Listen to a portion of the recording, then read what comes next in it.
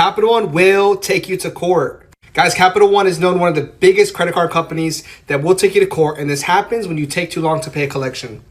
The reason this happens is the client will get multiple collection letter companies from a third party, and when they don't respond after a few months or years, they end up taking the client to court. Now, how do you stop this? The best way to do this is once you get a pre-trial letter from that company, you want to call and negotiate for 50% of the amount due. This is going to help you save money and also requesting a pay per delete. Hey y'all, welcome back to the channel. Today we're talking about something that stresses a lot of people out. How people are getting sued for their credit card debt. Yeah, it's real, and it's happening more than most of us like to admit. Ever count your days. Count your days. Y'all sued me for a credit card that you gave me 10 years ago, and you gave me a $10,000 credit limit at 21 years old. Okay? So you sued me. I get it. I didn't pay it back. That was my fault. I fell on hard times, okay? I had a lot of shit I went through, okay? So I didn't pay him. Y'all sued me. I tried to work with the lawyer and say, hey, I can only afford $50 a month. Okay? I can only afford $50 a month. Like literally, I work 3 jobs. I do DoorDash. I don't know. What else do you want from me? They said, no, 160. And I was like, well, no, I can't afford that. And then they said, oh, well, can you borrow money from someone? No, if I could borrow money from someone, I would, and I would give it to you. Trust me, I'm not trying to say I didn't do it, but I don't have the money. I don't have it. Okay, so y'all sued me, and I got a letter because the judge ruled in favor of them, obviously. But I got a letter, and the letter pretty much says, hey, so you gotta pay this, and there's gonna be interest on it until it's paid in full. So now I'm at Mel's Plus. I've got to fax some paperwork to the magistrate court because a certain someone had me take out a bunch of credit cards, promised to pay them. My credit score was like at a 700, and now it's like, I believe at a 400 and something maybe. But so yeah, someone's trying to sue me, so I have to go to court. So here we are, Mel's Plus. Let's get this faxed. So I've been reading through some of your comments on this topic, and wow, y'all got some thoughts. Let's start with this one. Someone said, open quote, life is hard. It is even harder when you are stupid. Close quote. Man, that hits hard, but it's also kind of true. You know, a lot of people end up in debt because they make careless choices. Bad spending habits, not reading the fine print, or just living beyond their means. And suddenly a letter from the court shows up. That's why understanding how credit card lawsuits work is so important. Here's another comment that really makes the situation clear. Open quote. I'm a process server, and most of the lawsuits I serve are credit card debt. This is a huge part of the business and keeps a lot of lawyers employed. Close quote. See, this right here shows you how big this actually is. There's a whole industry around collecting delinquent debt. This isn't just a few isolated cases. Lawyers and process servers see this every single day. People always ask me, how can my creditor afford to pay an attorney hourly to sue me for a debt that's under $1,000? And what I tell them is, it's because most of these law firms are mills who work on volume, don't charge an hourly fee, but instead are simply compensated a percentage of the amount they collect from you. These debt collection mills file as many lawsuits as possible on behalf of large credit card companies such as Discover, Capital One, and Citibank. Like any industry, you have pigs and you have hogs. Pigs get fat, but hogs get slaughtered. One such hog was a place out of New York called Forrester and Garbus. This law firm filed 99,000 lawsuits over a 3-year period. If they worked every single weekday during that time, that would be 380 suits per day. All right, guys, come with me to get sued. Yeah, we're getting ready. We're already ready. Do I look like suable? I don't know. I didn't do nothing wrong. I just didn't pay my credit card for like 2 years. It's currently 8:45. I get sued at 9:30. So let's go. All right, guys. So I have to surrender myself by the end of the day. I'm going to jail for 6 months. Just kidding. It's really like no light, bro. Capital One just went nuts on everybody in Milwaukee. There was like 20 people there, and they were all from Capital One. We gotta do better with credit cards. Stop giving us credit cards, please. Now, some of y'all got a little nostalgic with your examples. Check this one out. Open quote. There are a 1980s Twilight Zone episode where some woman got into credit card debt, couldn't stop spending, and the company garnished her son and husband. Close quote. I mean, that's wild, right? And that was decades ago. If a fictional show was warning people back then, it just goes to show. Credit card companies have always been aggressive. And honestly, some of these stories are funny until you realize this kind of thing can actually happen in real life. One commenter gave some solid advice that I think everyone needs to hear. Open quote, stay in shape, be debt-free, live a modest life. Close quote, and I totally agree. It sounds simple, but living modestly and avoiding debt is like your best defense against these lawsuits.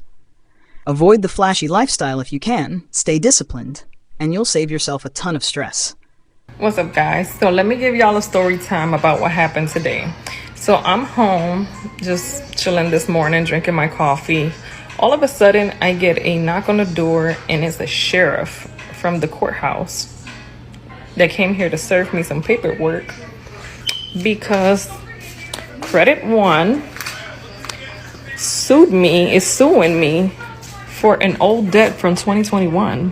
Who would have thought that credit cards are suing people now for an old debt? That's never happened before, to me at least.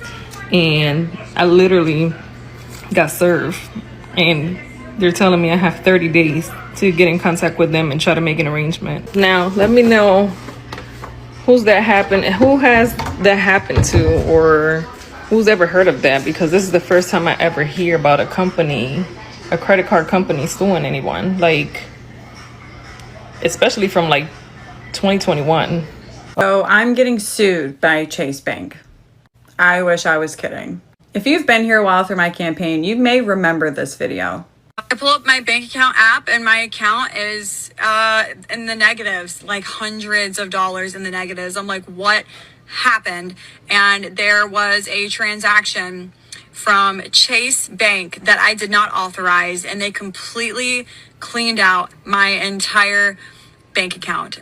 So that video goes on to say that I was on the phone with Chase for 3 hours asking them what happened, if they can cancel the transaction. They said no, they can't cancel it because it's pending.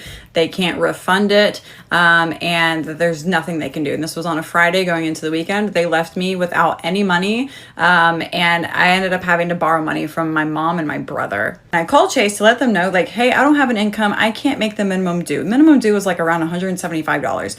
I was like, is there any way we can like extend out the due date until I get a job, or maybe I can make like half of a payment? And they were like, nope, this is what you do. You got to pay it by the due date, or you're going to hit late fees. Well, I couldn't give Chase what I didn't have. So I had to miss a few payments. And by the time I got a job, I went to go make a payment because I was making money now. And I see that my minimum due had over than doubled. And so I called Chase. I said, hey, I have a job now. Can we get my payments back to where they were? Because now it's like over almost $400. And they're like, nope, sorry. You have all these missed payments plus the late fees plus the interest that has accrued. This is what you owe, pay by the due date. I can't afford that. I can't afford to pay that much money. And again, they pretty much said, sorry, not sorry. You have to pay the money. And then July 19th happened, and they just emptied my bank account to make my minimum due payment. And so like I had to shut down my whole bank account, open a fraud claim, get the money back, and open a whole new bank account because of this whole thing with Chase. Well, now here we are a year later, and they are trying to serve me papers. They have not served me papers yet, but I found out today on the phone while I was trying to make a payment that they gave my account to this law firm to collect on their behalf. I offered them $2,000 today. I was like, can we settle for $2,000 today? I don't have $2,000. I just wanted to see if they would say yes. They said no, that their client would not accept that little amount when I owe $13,000. Mind you, I did not borrow $13,000. I did not spend $13,000. That is how much accrued from late fees and interest and me like not making the payments. This is where I asked for help. I know right now it's the government shutdown. People are about to lose SNAP benefits, and it's the holidays. So I don't even know if anybody has anything that they can help with. But if you can help, I have a Cash App and Venmo in my bio, in my link tree. Some of y'all have experience from the inside too. One person said, open quote, I worked in the court system in California for 30 years before retiring. Credit card companies have always been very aggressive in filing lawsuits to recover delinquent debt. Close quote. That's perspective right there. These companies don't play around. They're not just sending polite reminders. They'll file lawsuits, garnish wages, and do whatever it takes to recover what they're owed. Another person shared their personal experience. Open quote, as someone who declared bankruptcy nearly a quarter of a century ago, I can state from experience that credit card companies suing you for not paying your debt is most definitely not a new thing. Close quote. This isn't new, folks. If you think lawsuits over unpaid debt are some modern phenomenon, think again. It's been happening for decades, and it's still happening now. I got sued by American Express for a credit card that I never paid back. What should I do? I mean, pay it. You know, if you got sued for a debt that you actually recognize and accumulated, the best option is to not just ignore it, it's to pay it. You can reach out to the law firm or American Express and come to a payment plan with them in order to settle and satisfy the debt. Otherwise, if you ignore it, then you could potentially have it lead to a judgment or even worse, a garnishment where they're pulling the money out of your paycheck directly and you don't have a choice in that matter anymore. So I recommend, again, if you happen to get sued on an account that you recognize, make sure to respond. You typically have 20 days to respond to a summons. Asking for a friend, what happens when you get sued by a credit card company? What should you do? Should you get an attorney? Should you pay them back? Should you try to settle? Should you try to contact the credit card company? What happens if you owe other credit card companies? Should you try to figure out a payment arrangement even though you can't pay for anything right now? Bankruptcy is on the table. I will say that. I think there are so many Americans right now that are going through the same situation where they have to stop paying for their credit cards to use that money for groceries. Otherwise, you pay for your credit cards, but then you end up using that same credit card to pay for your groceries, so it's like a never-ending cycle. Then you also have to pay your mortgage, your rent, your bills, the utilities, things that absolutely need to be paid, daycare, groceries, gas. Now, some people react a little differently to all this, and this next comment shows it. Open quote. I don't understand why people put their personal business out on the net. I would be so embarrassed. Close quote. Yeah, I get that. Sharing your financial struggles online can feel weird or embarrassing. But on the flip side, it does help others learn from your mistakes, as long as you don't overshare. Here's a story that proves sometimes you can actually get lucky. Open quote. My brother once got sued by a credit card company, and so he showed up alone in court on the day and time the court notice stated. As it turned out, the credit card company rep never showed up, and the judge got angry and dismissed the lawsuit for wasting his time. Close quote. See that? Just showing up can make a difference. Court cases aren't always automatic wins for the creditor. Being prepared, knowing your rights, and showing up counts a lot.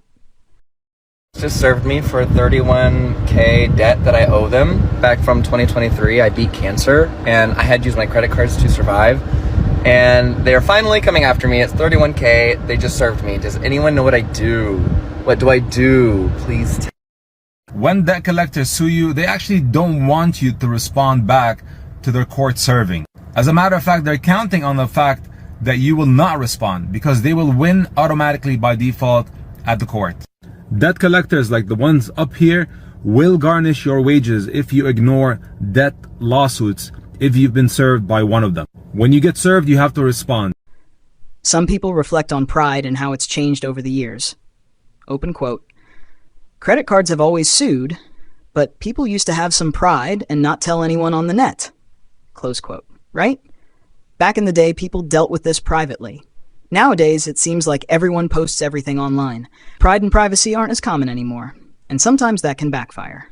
Midland Credit will sue you. This right here is an official order to appear for a lawsuit that Midland Credit is filing against my client for a collection that she ignored. Once things get to this point, your options are not the same as if you were to just dispute your collections before they filed a lawsuit. These collection agencies' entire business model is to purchase your debt from the original creditor and then come after you with lawsuits in hopes to basically scare you into paying that money. But they're purchasing that debt without also receiving the ability to validate that debt. So if she would have just disputed this before it turned into a lawsuit, she would have a lot smaller of a headache on her hand. Now she either has to represent herself in court, or more realistically, because she's one of our clients, we're going to negotiate this to settle on her behalf. If you have collections from Midland Credit or any of the other guys, LVNV Funding, Portfolio Recovery, guys, they love to sue. Every time on why I'm being sued. In 2020, I was on a Frontier Airlines flight and they said, do you want a credit card? And I was 18. And I said, yeah, I want a credit card. And they gave me one.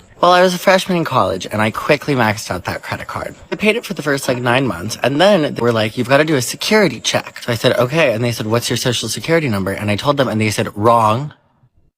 Hun, that's the only one I've got. They wouldn't let me into my account. Didn't know the social security number that they had. They wrote it down wrong. I gave them my social security number. So I proceeded over the next few months, which I wasn't paying because I couldn't pay. I couldn't get into the account. They wouldn't let me pay or do anything. And I faxed them my social security number, my card, multiple times. And I would call and they'd be like, we didn't get it. Babe, who'd I send my social security card to then?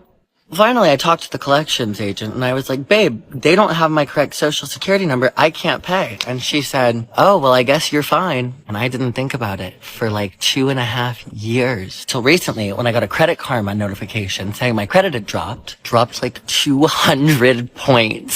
So basically they're suing because I haven't paid it, but I can't pay it. I'm not trying to get out of paying it. I'll pay it. I have no way to do that. So dumb. And lastly, here's some financial advice straight from y'all.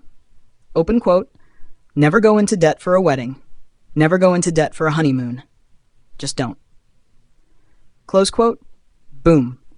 That's solid.